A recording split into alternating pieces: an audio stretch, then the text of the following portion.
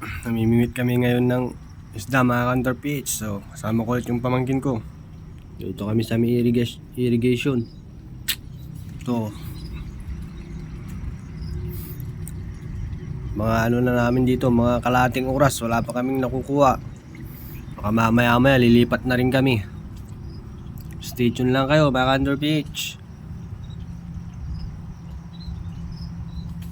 A few moments later. Dito kami ngayon mga Counter PH. So lumipat kami. Mabuti pa dito, may kumakagat. Nakalimang hito na kami. Katamtaman yung laki. Ito nandito. Sama ko pa rin yung pamangkin ko. Nakalima na kami. Stay tuned lang kayo mga Counter PH. Uwi na kami mga Counter PH. Init na kasi oh. Taas na ng sikat ng araw. Ito yung nakuha namin oh. Mahigit 12 ata na hito. Uwi na kami. Mag-alas 12 na ng tanghali. Sundan lang sa bahay mga Counter PH. Yung nahuli namin mga Counter PH oh. Ang daming hito.